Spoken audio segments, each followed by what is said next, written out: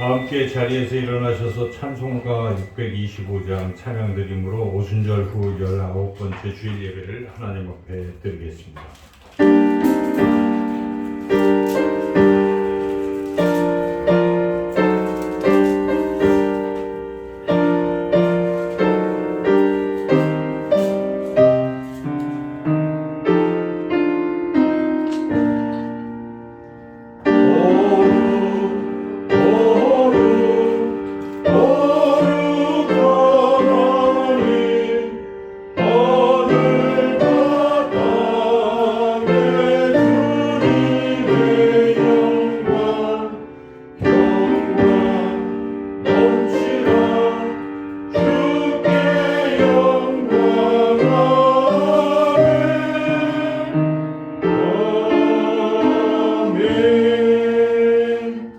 하나님이여, 우리가 주의 전 가운데에서 주의 인자하심을 생각하였나이다. 하나님이여, 주의 이름과 같이 찬송도 땅끝까지 미쳤으며 주의 오른손에는 정의가 충만하였나이다. 아멘.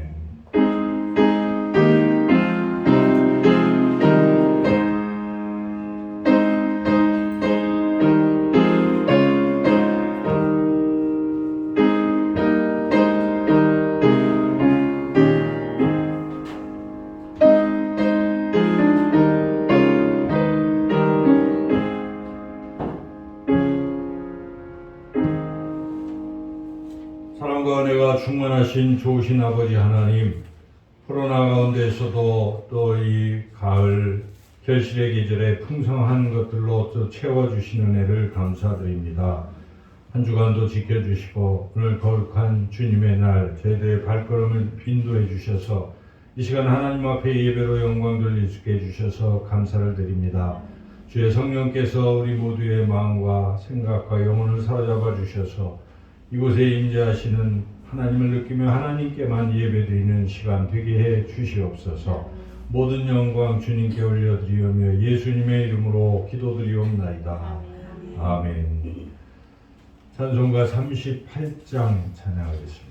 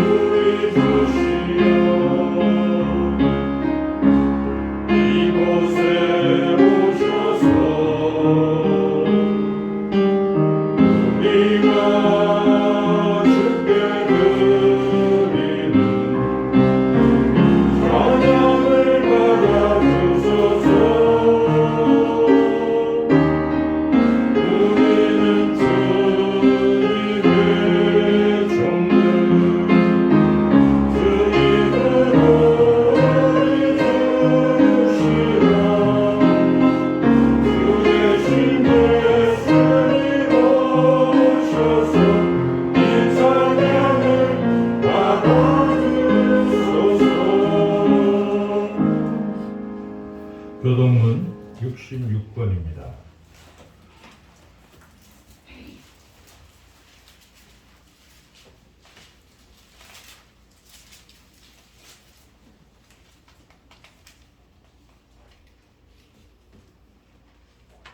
할렐루야. 그의 성소에서 하나님을 찬양하며 그의 권능의 궁창에서 그를 찬양할지어다. 그의 능하신 행동을 찬양하며 그의 지극히 위대하심을 따라 찬양할지어다.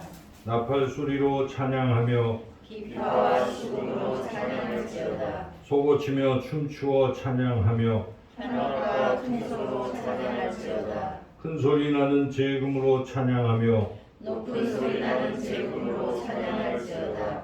호흡이 있는 자마다 여호와를 찬양할지어다. 할렐루야.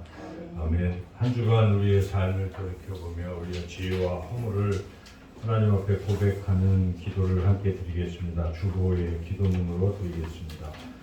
사랑으로 죄인을 품어주시는 하나님 아버지, 예수님의 십자가 보혈로 저희들을 멸망 가운데서 구원하여 주시고 하나님 나라의 백성으로 삼아주신 것에 감사를 드립니다.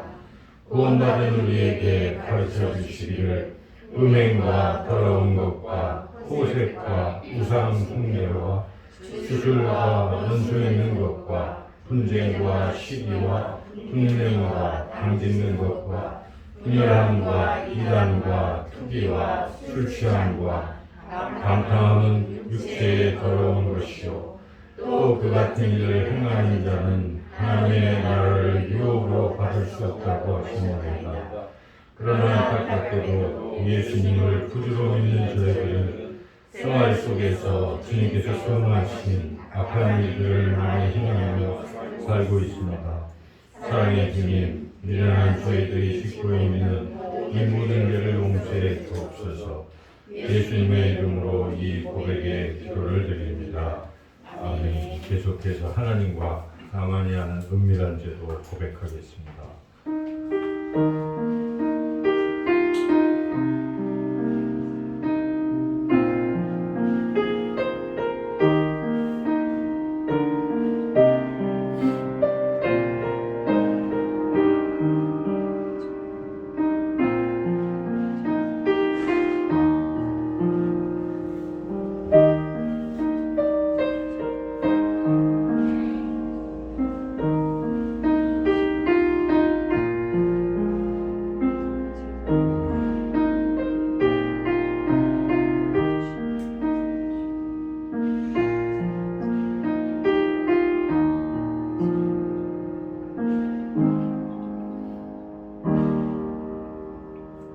여호와께서 이르시되 배역한 이스라엘아 돌아오라. 나의 노한 얼굴을 너희에게로 향하지 아니하리라. 나는 긍휼이 있는 자라.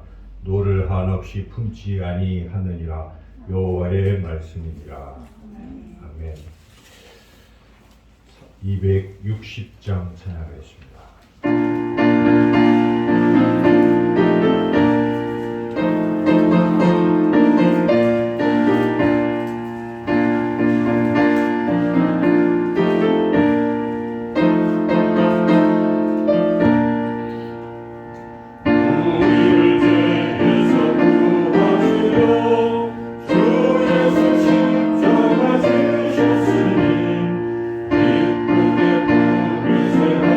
할렐루야.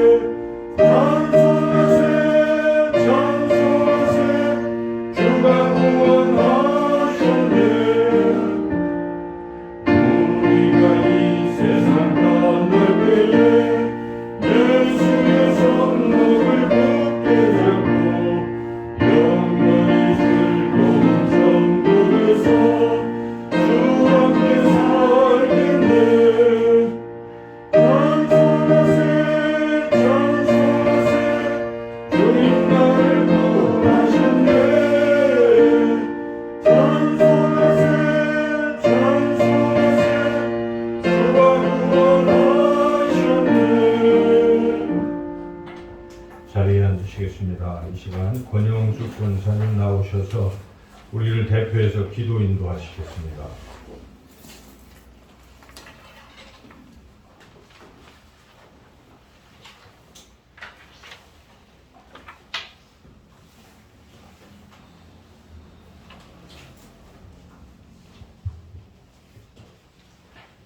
기도하시겠습니다. 고마우신 아버지 하나님, 벌써 10월이 시작되었습니다. 오늘은 10월 3일 개천절입니다. 이 땅에 평화를 주시고 공기 맑은 가을을 허락하시는 은혜에 감사합니다. 이제 이해도 3개월 남았습니다. 마지막 2021년이 다 지날 때까지 우리를 건강하고 즐겁게 살 수 있게 인도하여 주시옵소서. 이 귀한 결실의 달을 우리에게 허락하심을 감사합니다. 찬송과 영광을 주님께 드리며 귀한 예배를 드리게 하신 것도 감사합니다. 온갖 열매를 맺는 이 계절에 우리에게도 삶의 열매가 있게 하시고 믿는 자의 사명을 잘 감당하도록 축복하여 주시옵소서. 사랑이 많으신 아버지 하나님, 여행하기에 딱 좋은 이 계절에 코로나19로 너무나도 많은 환자가 발생하고 있습니다. 우리 각자가 자제하여 환자가 늘어나지 않게 도와주시옵소서. 은혜의 하나님, 이 사회가 어려워질수록 서야 할 자리를 잃고 있는 사람들이 많습니다. 취업의 문도 활짝 열리고 경제적으로도 안정되게 살 수 있게 하시며 주님의 은혜에 의지해서 살 수밖에 없음을 절감하게 하시며 우리가 모두 기도하게 하여 주시옵소서. 축복하시는 아버지 하나님, 이 시간 귀한 말씀을 전하시는 목사님을 위해서 기도드립니다. 귀한 말씀 듣는 우리에게도 우리의 상한 심령이 치유받고 돌아갈 수 있는 귀한 시간이 되게 하여 주시옵소서. 귀한 목사님을 단위에 세워주심을 감사하며 이 시간 하나님 홀로 영광 받으시기를 간절히 원하며 거룩하신 예수님 이름으로 기도드립니다. 아멘. 예수님이 가르쳐 주신 주기도문을 함께 드리겠습니다. 하늘에 계신 우리 아버지의 이름을 거룩하게 하시며 아버지의 나라가 오게 하시며 아버지의 뜻이 하늘에서와 같이 땅에서도 이루어지게 하소서. 오늘 우리에게 일용할 양식을 주시고 우리가 우리에게 잘못한 사람을 용서하여 준 것 같이 우리 죄를 용서하여 주시고 우리를 시험에 빠지지 않게 하시고 악에서 구하소서. 나라와 권능과 영광이 영원히 아버지의 것입니다. 아멘.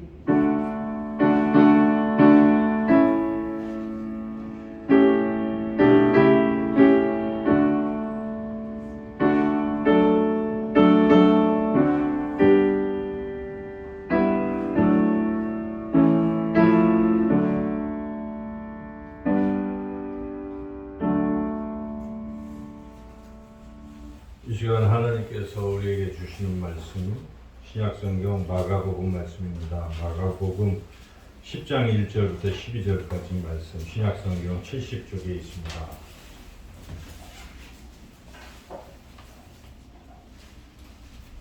마가복음 10장 1절부터 12절까지 말씀을 제가 봉독하겠습니다. 예수께서 거기서 떠나 유대 지경과 요단강 건너편으로 가시니 무리가 다시 모여들거늘 예수께서 다시 전례대로 가르치시더니 바리새인들이 예수께 나와 그를 시험하여 묻되 사람의 아내를 버리는 것이 옳으니까 대답하여 이르시되 모세가 어떻게 너에게 명하였느냐 이르되 모세는 이혼 증서를 써주어 버리기를 허락하였나이다. 예수께서 그들에게 이르시되 너희 마음이 완악함으로 말미암아 이 명령을 기록하였거니와 창조 때로부터 사람을 남자와 여자로 지으셨으니 이러므로 사람이 그 부모를 떠나서 그 둘이 한 몸이 될지니라. 이러한즉 이제 둘이 아니요 한 몸이니 그러므로 하나님이 짝지어 주신 것을 사람이 나누지 못할지니라 하시더라. 집에서 제자들이 다시 이를 물으니 이르시되 누구든지 그 아내를 버리고 다른 데에 장가드는 자는 본처에게 간음을 행함이요 또 아내가 남편을 버리고 다른 데로 시집가면 간음을 행함이니라. 아멘. 기도하겠습니다. 하나님 아버지, 이 시간에 하나님의 말씀을 듣겠습니다. 주의 성령께서 역사하시사 전하는 자의 부족한 입술을 주관해 주시옵고 우리 듣는 심령의 귀를 활짝 열어주셔서 또 겸손히 하나님의 말씀을 잘 받아 듣고 깨달아서 그 말씀을 마음에 새기고 말씀 따라 순종하며 살아가는 우리 모두가 되게 하여 주시기를 간절히 원하오며 예수님의 이름으로 기도드리옵나이다. 아멘. 2019년 통계를 보면은 우리나라의 그 이혼하는 가정이 우리 11만 쌍이나 된다고 합니다. 그러니까 한 해에 결혼하는 가정이 초혼이 20만, 그리고 다시 재혼 이상이 한 4만 쌍 정도 되니까 전체 24만 가정 중에 그 중이 아니지만 어쨌든 약 11만 정도가 이혼을 한다고 그 통계가 나와 있는 걸 보면은 결국 우리가 흔히 듣는 말에 두 가정 중에 한 가정은 이혼한다 하는 게 뭐 헛말은 아닌 것입니다. 그것이 이제 우리나라의 현실인데 세계적으로 비교를 해보면 이제 좀 잘 사는 나라들이 OECD라고 하는데 그 OECD 중에는 옛날에 1위라고 했지만 지금 9위 정도 되는데 그러나 또 아시아에서는 우리나라가 1위를 차지하고 있다고 합니다. 그만큼 우리나라가 이 이혼율이 상당히 높다는 걸 우리가 알 수가 있는데 한 가지 또 관심사는 과연 교회를 다니는 사람, 그러니까 예수님을 믿는 그러한 가정과 믿지 않는 가정은 어떤 차이가 있는가. 옛날에는 비슷하다 이렇게 얘기를 했는데 잘 조사 안 해보고 이제 그렇게 얘기했던 것이고 실제로 조사를 해보면 그래도 믿는 가정이 이혼율이 낮습니다. 미국의 경우를 보면 미국은 이혼율이 우리보다 낮은 것 같습니다. 31% 정도 되는데 그 중에 믿는 가정은 한 15%에서 한 20% 그래서 반절 정도 된다고 합니다. 그래서 어떤 목사님이 자신이 이제 주례한 사람들을 한 수십 년에 걸쳐서 결과를 조사해 보니까 한 150상 정도 그렇게 주례를 했는데 그 중에 한 20가정 정도가 이혼한 것으로 이렇게 결과가 나온 것으로 볼 때 한 10% 좀 넘게, 그래서 실제 전체 일반 보다는 낮게 나왔다는 것이 이제 실질적인 통계죠. 그래서 결국 그래도 예수님을 믿는 사람들의 가정이 이혼율이 낮다라고 말할 수가 있습니다. 왜 그러는가? 그것은 성경이 말씀하기 때문에, 우리 예수님이 그렇게 말씀하시기 때문에 교회 다니는 사람들은 예수님의 말씀에 귀를 기울이고 그 말씀에 순종하기 때문에 그렇다 하는 것이죠. 그래서 오늘 이 말씀은 바로 이혼, 재혼에 대한 우리 예수님의 가르침입니다. 그래서 오늘 이 말씀은 곧 우리 현재 가정을 이루고 있는 사람들, 또 우리 자녀들이 또 가정을 이루어 가지 않겠어요? 그런 것들을 우리가 생각하면서 과연 이 가정은 어떻게 해야 되는가? 주님의 말씀에 우리가 귀를 기울여서 이 가정을 잘 지키는 길이 무엇인지 오늘 말씀을 통해서 함께 은혜를 나누고자 합니다. 오늘 말씀을 짧게 요약한다면 어떤 바리새인들이 예수님께 질문을 하는 겁니다. 쉽게 얘기하면 이혼해도 됩니까? 뭐 이런 질문을 던진 거죠. 그때 예수님께서 답변하신 것을 딱 요약을 해보면 이혼 안 돼, 이혼 불가. 그리고 이혼뿐만 아니라 재혼도 안 돼, 재혼 불가. 이렇게 답변하신 겁니다. 전체 우리가 길게 읽었지만 그 말씀을 요약해보면 그렇다는 것이죠. 우리가 먼저 9절 말씀을 함께 읽어보겠습니다. 그러므로 하나님이 짝지어 주신 것을 사람이 나누지 못할지니라 하시더라. 나누지 말라는 것입니다. 그래서 이것은 이혼 불가죠. 근데 질문은 이혼해도 됩니까? 물어본 건데 이혼 불가인데 예수님이 덧붙이셨어요.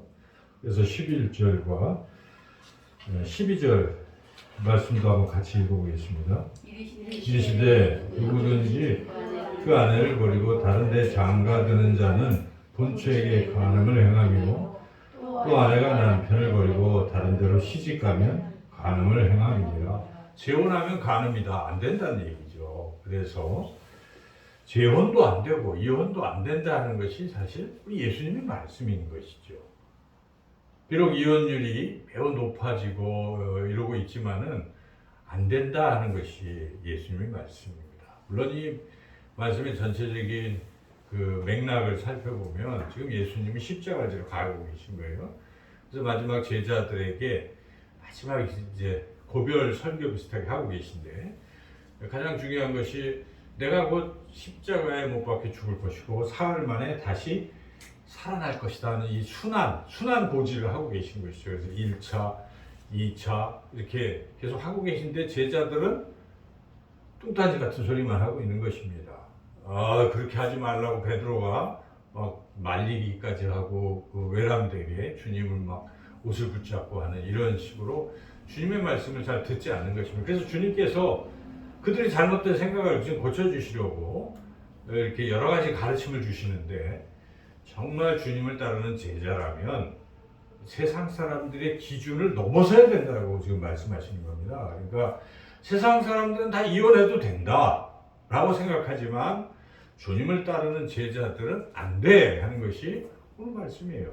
그래서 적어도 내가 예수님을 믿는 사람이라면 이혼 불가, 재혼 불가 하는 것을 마음속에 새기라 하는 것입니다. 너희들이 내 제자라면 그렇게 하라 하는 것이 오늘 말씀입니다.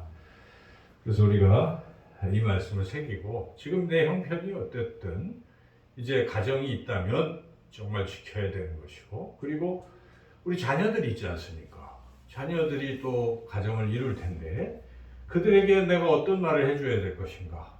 또 세상 풍속에 따라서 마음에 안 들면 갈라서 이렇게 이혼을 장려할 것인지 안 돼 라고 얘기할지 오늘 분명히 이 말씀을 통해서 우리 주님의 말씀에 귀를 기울여야 돼요. 우리는 사람의 말을 들으러 오는 게 아니지 않습니까? 교회에 오시는 건 왜 오십니까? 하나님의 말씀을 듣기 위함입니다. 그래서 제가 이 강단에 서서 그냥 뭐 적당히 이렇게 비에 맞추고 하는 설교를 할 수도 있겠으나 저도 많이 고민을 했습니다. 묵상하면서 현실이 안 그런데 같은 본문의 말씀에서 분명히 예수님을 믿는 사람이라면 이혼 불가, 재혼 불가를 분명히 선언하신 것이죠. 그래서 우리가 이 말씀을 잘 우리가 생각하면서 어떻게 하면 우리가 가정을 그렇게 하나님이 세우신 가정을 깨뜨리지 않고 잘 세워갈 것인가? 우리 자녀들은 어떻게 하면 계속 가정을 잘 세워가게 우리가 또 이야기를 해줄 수 있을 것인가? 오늘 말씀을 통해 함께 은혜를 나누고자 합니다. 가정을 잘 끝까지 지키기 위한 비결이 오늘 본문에 세 가지가 나와 있어요. 첫째는 하나님께서 세우시는 가정이 되어야 한다는 것입니다. 여러분, 가정은 하나님께서 세우시는 가정이 되어야 한다는 것이죠. 그래서 오늘 본문의 9절 말씀을 다시 한번 읽어보겠습니다. 그러므로 하나님이 짝지어 주신 것을 사람이 나누지 못할지니라 하시더라. 누가 짝지어 주셨습니까? 하나님이 짝지어 주신 것입니다. 가정은 하나님이 세워주시는 것이에요. 이렇게 하나님이 세워주신 가정은 결코 나누지 아니한다는 선언입니다. 물론 하나님이 세워주시지 아니한 가정도 있어요. 세상에 많은 가정들이 있지만 하나님이 세워주시지 아니한 가정도 있을 수 있어요. 하나님을 믿지 않는 사람들, 하나님을 모르는 사람들은 그렇게 그냥 결혼하는 거죠. 그래서 그런 사람들에게 결혼이라는 정의가 달라요. 결혼식에 가보면 우리가 알 수가 있잖아요. 무엇입니까? 결혼은 너와 내가 서로 평생 검은 머리 파뿌리 될 때까지 헤어지지 말고 병들거나 뭐하나 서로 잘 이렇게 해서 끝까지 가자 하고 서로 약속하는 거예요. 그건 세상 사람들의 약속입니다. 근데 인간이 약속을 끝까지 지킵니까? 그때는 그랬지만 살다 보니까 싫어지고 내가 이런 남자랑 살다니 이런 여자랑 살다니 혼자 사는 게 훨씬 나아? 이런 마음이 들기도 하겠죠. 그래서 사람끼리 맺은 약속이니까 깰 수도 있는 거예요. 그러나 여러분, 이 가정이 하나님께서 세워주신 가정이라고 한다면 깰 수가 없는 것입니다. 잠언 2장 말씀에 그렇게 이혼하는 것, 가정을 깨뜨리는 것은 하나님과의 언약을 깨뜨리는 것이라고 나와 있어요. 그러니까 결국 하나님이 세워주신 가정은 깨어지지 않을 것이고 하나님이 끝까지 지켜주실 것입니다. 그리고 그런 마음가짐을 가지고 가정생활을 하게 되는 것이죠. 그래서 무엇보다 중요한 것은 하나님이 세워주시는 가정이 돼야 돼요. 그 출발부터 여러분 결혼을 할 때 누구 앞에서 해야 되겠습니까? 하나님 앞에서 해야 됩니다. 하나님이 우리 사이에서 이 결혼을 인도하셔야 되는 거예요. 그래서 하나님 앞에서 하나님 사이에서 우리가 결혼하는 것입니다. 그래서 하나님이 두 사람을 오래전부터 알고 계셨고 인도하셨어요. 그래서 섭리 속에서 두 사람을 만나게 하신 것입니다. 그리고 하나님 앞에서 두 사람을 도장을 찍어서 이제 너희는 한 몸이야 하고 선언하시는 거예요. 하나님이 증인이 되신 거예요. 이 가정을 하나님 끝까지 지켜주시고 하는 증인이 되시는 것이죠. 그래서 여러분 다른 거 몰라도 물론 요즘은 교회에서 결혼식 하는 것도 잘 안 해요. 교회가 후덥지 뭐 이래서 그럴 수도 있어요. 장소는 그럴 수도 있을지 모르겠어요. 그러나 적어도 나의 인생인데 그렇죠 여러분? 내 인생의 이 결혼은 가장 중요한 것이죠. 결혼할 때는 3번 기도하라는 말도 있지 않습니까? 가장 중요한 거예요. 그럴 때 누구 앞에서 해야 되겠습니까? 하나님 앞에서 해야 돼요. 여러분의 자녀들 하나님 앞에서 결혼할 수 있도록 여러분 그렇게 이끌어줘야 되는 것입니다. 그게 부모의 도리인 것이죠. 왜냐하면 사랑하기 때문에 이 가정이 세워졌다면 끝까지 행복하게 가기를 바라는 것이 부모의 심정이라면 그렇게 하는 것이 그게 그리스도인인 것입니다. 우리가 신앙이 무엇입니까? 이런 삶의 중대한 고비 때에 결국 하나님 말씀에 순종하는 것이 신앙인 것이죠. 그 순간에. 그래서 우리 젊은이들이 정말 내가 하나님을 믿는 사람이라면 당연히 그렇게 가야 되는 것이 옳다 하는 것이죠. 그래서 가정이 세워질 때 하나님 앞에서 세워져야 되는 것이고 그리고 그 이유도 중요합니다. 그 이후에 끝까지 하나님을 모시는 가정이 되어야 한다는 것입니다. 여러분이 살아봐서 아시겠지만 서로 다른 사람끼리 만나서 산다는 게 쉽겠습니까? 생각도 다르고 또 의견 충돌도 나고 그래서 어떻게 됩니까? 좀 살다 보면 갈라서고 싶은 마음이 굴뚝 같은 거예요. 그래서 이혼율을 이렇게 조금 나중에는 오래오래 살았지만 황혼이혼이 우리나라는 많이 늘어난대. 한 30년 있다가 또 이혼도 하고 이렇게 늘어나기도 하는데 그만큼 힘든 겁니다. 그런데 이제 결혼을 할 때는 다들 콩깍지가 씌워지는 거 아니에요? 그냥 다 모든 게 좋아 보이는 거예요. 저 사람 아니면 난 못 살 것 같아. 근데 그게 오래 갑니까? 한 1년, 2년 지나면 벗겨집니다. 그럼 후회가 되는 거예요. 야, 이런 남자였구나, 이런 여자였구나. 그 다음부터는 어떻게 됩니까? 이게 뭐 튀어 하다가 갈라서는 그래서 이혼율이 2가정 중에 1가정이 나오는 것이죠. 그런데 결혼이라는 것은 콩깍지가 벗겨지는 그 순간부터 시작하는 거라고 누군가 말했습니다. 결혼은 상대방에게 내가 무엇을 얻기 위해서 하는 것이 아니라 내가 이거 세워가는 거예요. 거기 굉장히 힘든 게 뒤따르는 것이죠. 그래서 결혼, 이 가정이 원만히 세워지기 위해서 가장 중요한 것은 자기 중심성. 이거를 벗어버려야 한다는 것입니다. 항상 그렇잖아요. 사람은 부부간에도 자기 중심이에요. 사랑 받기만 바라고 사랑 주는 것보다 저 사람이 나한테 사랑을 안 주니 내가 참 섭섭하다.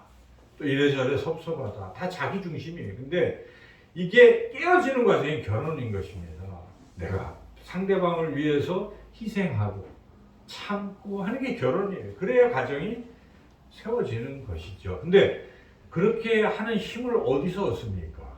자기에게서는 그런 힘이 없습니다. 인간의 본성은 원래 자기 편하고 싶고 자기가 잘 대접받고 싶어 하는 게 사람이에요. 그런데 하나님이 우리를 만지시기 시작하면 달라지는 것입니다. 성령께서 우리 안에 역사하시면 이게 바뀌는 것입니다. 배우자를 위해서 내가 헌신해야지, 내가 희생해야지 하는 마음이 드는 거예요. 이게 하나님의 선물입니다. 그런데 그렇게 성령의 역사하심, 성령의 감동하심을 우리가 어떻게 얻을 수 있겠습니까? 가만히 있어서 얻어집니까? 아닙니다. 하나님을 모실 때 가능한 거예요. 그래서 부부가 같이 하나님 모시고 같이 신앙생활을 하다 보면 서로 신앙 안에서 그게 다듬어지기 시작하는 것입니다. 그래서 가정을 점점 아름답게 세워간다는 것이죠. 그러므로 우리가 가정을 잘 세워가려면 무엇보다도 하나님 모시는 가정이 되어야 될 줄로 믿습니다. 세울 때부터 시작해서 끝까지 하나님 모신 가정이 끝까지 가는 그런 아름다운 가정이 된다는 것이죠.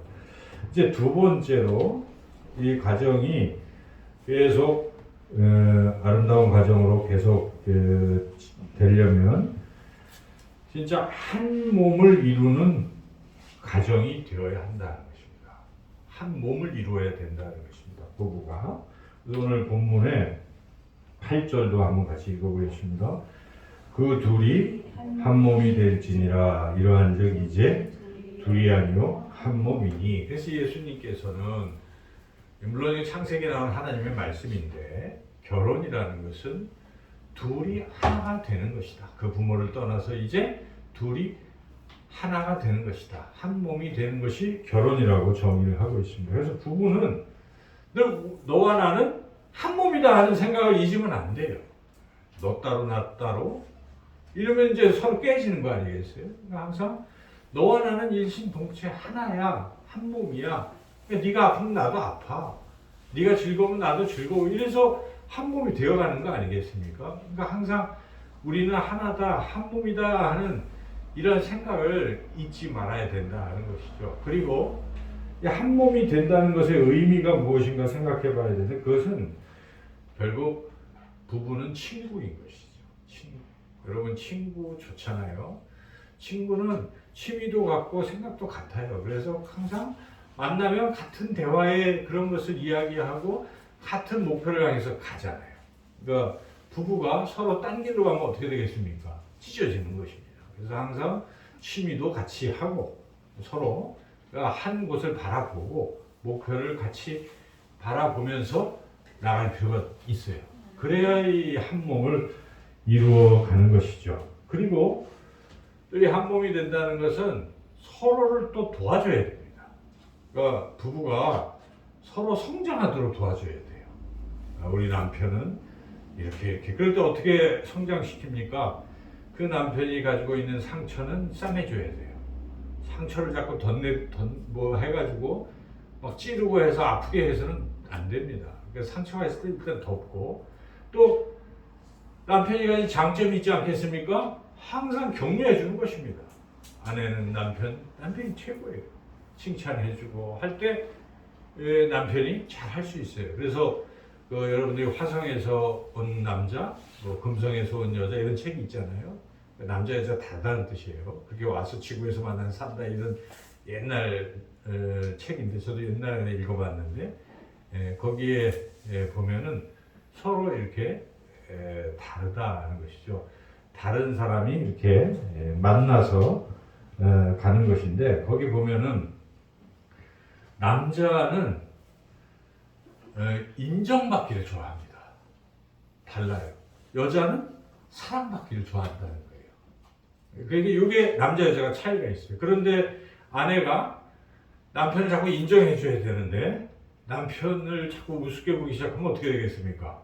그 가정이 오래 못 가는 것이죠. 깨진 자존심 상하고 남자는 그럴 때 같이 살고 싶지 않은 생각이 막 드는 거예요. 자기를 무시하고 할 때.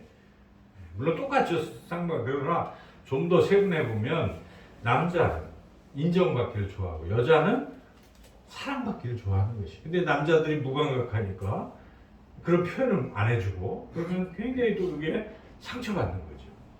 그래서 이러한 것들을 우리가 잘 생각하면서 서로 성장하도록 돕는 관계. 그것이 한 몸을 이루는 것이죠. 그리고 또 중요한 것이 두 가지를 항상 갖고 있어야 돼요. 용서할 줄 알고 회개할 줄 알아야 돼요. 잘못이 왜 없겠습니까? 둘이 살다 보면 이런저런 무지하게 잘못하죠. 실수도 하고. 그럴 때 잘못하면 어떻게 됩니까? 바로 야단만 칠 것이 아니라 용서해 줘야 돼요. 물론 잘못한 사람 회개할 줄 알아야죠. 회개, 용서. 이게 서로 늘 돼 있어야 돼요. 그래서 그래야 이게 다시 또 하나가 되지. 용서 안 하면 어떻게 되겠습니까? 깨지는 겁니다. 회개 안 해도 깨지는 거예요. 그죠? 한쪽은 용서해 주려고 하는데 잘못을 인정을 안 하면 용서도 안 되는 것이고. 그래서 회개와 용서. 그리고 이제 또 하나 중요한 게 한 몸이 되려면 서로 다른 것을 인정해 줄 줄도 알아야 됩니다. 다 자기 거에 맞추려고 해서는 하나 될 수가 없습니다. 그래서 하나됨이라는 것은 뭐 유니폼을 똑같이 입고 뭐 이런 것이 아니라 서로 다른 걸 그대로 받아주는 거예요. 인정해 주는 거예요. 그래서 이게 한 몸을 이루는, 교회도 그런 거 아니겠습니까? 각기 다른 사람들이 성령 안에서 하나가 되는 것이지 각기 그 어떤 개성들을 다 무시하고 그러는 게 아닌 것처럼 부부간에도 서로 다르면 다른 것들을 얼마나 내가 그것을 이제 끌어안을 수 있겠는가. 거기에는 그 다른 것을 끌어안는 게 쉬운 건 아니에요, 그죠? 상처도 내가 그 아프기도 하고 뭐 힘들기도 하지만 다른 걸 인정해 주는 것입니다. 둘이서 산 그 과정이 다 다르지 않겠어요? 배경도 다른데 그런 사람들이 만났는데 그거 자기 거에다 맞추라고 자꾸 그러면 안 돼요. 남편이 좀 게으르면 어떻게 할 수 없잖아요. 물론 고쳐 나가야 되겠죠. 또 여자가 너무 신경질적이면 어떻게 되겠습니까? 또 그것도 받아줘야 되는 거예요. 그렇게 그런 것들을 서로 존중해주고 인정해주고 하면서 같이 가면서 이제 서로 조금씩 완화가 되고 해서 하나가 이렇게 맞춰지는 것이죠. 근데 처음부터 내 방식대로 해 그러면 뭐 둘이 하나 되는 건 불가능하지 않겠습니까? 이제 그렇게 한 몸을 이루는 것. 근데 제일 중요한 게 있어요. 한 몸을 이루는데 대화라는 것입니다. 건강한 대화가 있어야 돼요. 부부간에. 그래서 인터넷에 어떤 분이 이런 글을 썼어요. 어떤 남편이 이제 퇴근하고 와가지고 아내한테 밥 먹었어? 그랬더니 아내가 신경질적으로 안 먹었으면 이제 그 뜻은 안 먹었 좀 차려주려고 하는 거야? 이런 뜻도 있고 뭐 안 먹겠다 괜히 신경질을 내는 거죠. 그래서 남편이 좀 그래서 분위기가 그래서 뭐 잘못했나 싶어가지고 뭐 어쨌든 이제 가만히 있으니까 여자가 막 잔소리를 하는 거죠. 다 듣고 나서 그래 뭐 잘못했어 뭐 이렇게 사과를 합니다. 그랬더니 아내가 또 하는 말 뭘 잘못했어? 뭘 잘못했다는 거야? 또 이제 이렇게 또 되물으니까 누구 할 말도 없잖아요. 이래가지고 나중에는 자꾸 또 신경질을 내니까 남편이 그냥 슬그머니 말도 안 하고 그냥 방에 들어가 버린 거예요. 근데 이제 이게 겉으로 표면적으로 보면 여자가 일방적으로 신경질만 낸 것처럼 보이는데 이제 왜 그런가 그 내면을 들여다보면 평소에 이 남편이 너무 무심한 거예요. 그래서 자기 생각만 하는 거예요. 그래서 와서도 쳐다보지도 않고 밥 먹어서 이제 이렇게 얘기한 거죠. 아내는 와서 뭐 잘 이렇게 사랑의 표현도 하고 이렇게 뭐 존중해주고 하길 바라는데 그냥 자기 생각만 하니까 그게 이제 쌓인 것이죠. 바로 얘기를 안 하고 그게 쌓이고 하니까 나중에 꽉 뭉쳐가지고 이렇게 분노로 폭발이 된 것이죠. 이제 이런 경우가 부부간에 많이 있다는 것입니다. 그러다가 나중에 이제 뭐 격양이 되고 그래서 미국의 이 부부 관계를 수십 년간 연구한 존 가트맨이라는 그 교수가 이 부부 갈등이 생기는 것은 성격 차이가 아니라는 것입니다. 대화 방식을 몰라서 그렇다는 것이죠. 그러니까 대화 방식이 잘못돼서 결국 네 가지 패턴을 보인대요. 이혼하는 가정들은 처음에는 비난을 한다는 것입니다. 그럼 비난을 하면 상대방은 방어를 하는 것이죠. 그러다가 이제 서로를 경멸하고 나중에는 담쌓기를 하는 거예요. 근데 이제 이게 자꾸 돌고 하다가 이혼으로 가는 것인데 이제 첫 번째 비난하는 말투는 항상 나는 아무 문제가 없는데 너만 문제가 있어 이러는 거예요. 그러니까 뭐 얘기 시작하면 너 잘못했고 계속 비난하는 거예요. 그러면 얘기를 듣는 상대방은 잘못했다니까 어떻게 너 잘못 안 했는데 방어를 하잖아요. 그래서 방어하다가 이제 뭐라고 얘기합니까? 너는 뭘 잘했는데 이렇게 나가는 것이죠. 이게 싸움이 막 된다는 것이죠. 끝없이 누가 옳으냐 누가 그러냐 이 얘기만 하고 있는 것이죠. 그러다가 이제 이게 굉장히 깊어지면 말에서 질 수도 있잖아요. 그러면 이제 하는 말 너 잘났다 이렇게 나가는 거죠. 그러다가 또 그것도 인정이 되면 너나 잘하세요. 뭐 이제 이런 식으로 서로 비아냥거리는 거죠. 그 다음에 뭐 여기 나온 말은 주제 파악도 못하고 보기에 겨웠구나 재수 없다 뭐 이런 게 이제 얘기가 오고 가다가 상소리가 막 거친 폭언, 폭력 발전한다는 것입니다. 그래서 이게 쭉 발전되면 그 다음에 어떻게 되겠습니까? 상대 안 하는 거예요. 서로 담쌓기를 하는 것이죠.